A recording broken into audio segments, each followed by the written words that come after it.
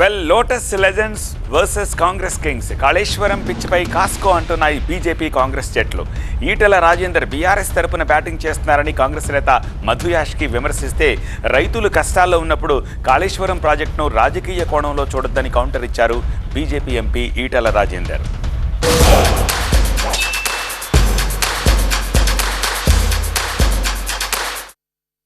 BJP Congress మధ్య కాళేశ్వరం నీళ్ల లొల్లి ముదిరింది. ఎల్నినో దృష్ట్యా విపక్షాలపై విమర్శలు మాని కాంగ్రెస్ ప్రభుత్వం తక్షణం కన్నెపల్లి మోటార్లు ఆన్ చేయాలని సూచించారు బీజేపీ ఎంపీ ఈటెల రాజేందర్. సుందిల్లా అన్నారం 2024లోనే గ్రౌటింగ్ చేసినట్టుగా చెప్తారు.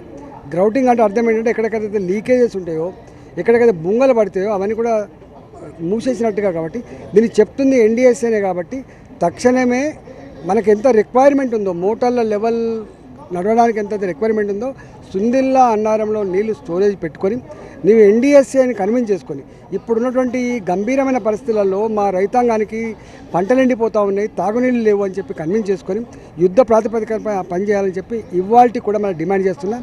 బీఆర్ఎస్ నేతలు తప్పు చేస్తే శిక్షించకుండా 2 ఏళ్ల నుంచి ఏం చేస్తున్నారన్న ఈటల వ్యాఖ్యలకు కౌంటర్ ఇచ్చారు కాంగ్రెస్ సీనియర్ నేత మధు యాష్కి గౌడ్. కాళేశ్వరంపై బీజేపీ జాతీయ అధ్యక్షుడు ఓ మాట, రాష్ట్ర అధ్యక్షుడు ఓ మాట, బీజేపీ ఎంపీ ఓ మాట మాట్లాడుతున్నారని విమర్శించారు. బీజేపీ బీఆర్ఎస్ పరోక్షంగా సహకరించుకుంటున్నాయన్నారు మధు యాష్కి. బీఆర్ఎస్ ఆనాటి ప్రభుత్వంలో ఎవరు పెద్దలున్నా, ముఖ్యమంత్రి కావచ్చు, ఏ మంత్రులైనా కావచ్చు, పనిష్మెంట్ ఇవ్వమంటున్నా.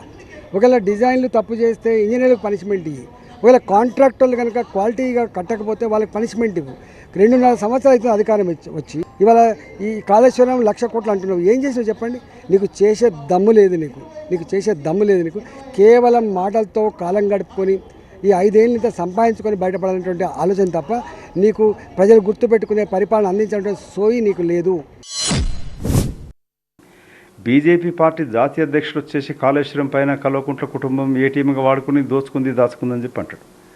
ఆ పార్టీ ఎంపీగా ఉంటూ బీఆర్ఎస్ పార్టీ విభేదించి వచ్చి అప్పుడు ఫైనాన్స్ మంత్రిగా పనిచేసిన వ్యక్తి ఇవాళ కాళేశ్వరం పైన 1,00,000 కోట్ల అవినీతి అంటారు. కాంగ్రెస్ వాళ్ళు తెలివి లేకుండా మాట్లాడుతున్నారు. మల్లన్న సాగరు, ఈ సాగరు, ఆ సాగరు, కొండపోచమ్మ సాగర్ అని చెప్తా ఉన్నాడు. మళ్ళీ ఈ సాగర్లలో ఎంత నీళ్ళు వచ్చేస్తున్నాయి? మీరు మీ యొక్క పార్టీ జాతీయ అధ్యక్షుని విభేదిస్తున్నారా? దీన్ని బట్టి అర్థమవుతుందనంటే కల్వకుంట్ల కుటుంబం చేసిన అవినీతి పైన కేంద్ర ప్రభుత్వ సంస్థలు, నిఘా సంస్థలు ఎంక్వైరీ చేయాలి.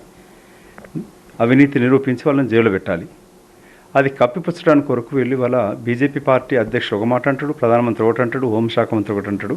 వాళ్ళ పార్టీ ఎంపీ అయినా ఈటెల రాజేందర్ గారు పరోక్షంగా సమర్థిస్తున్నాడు.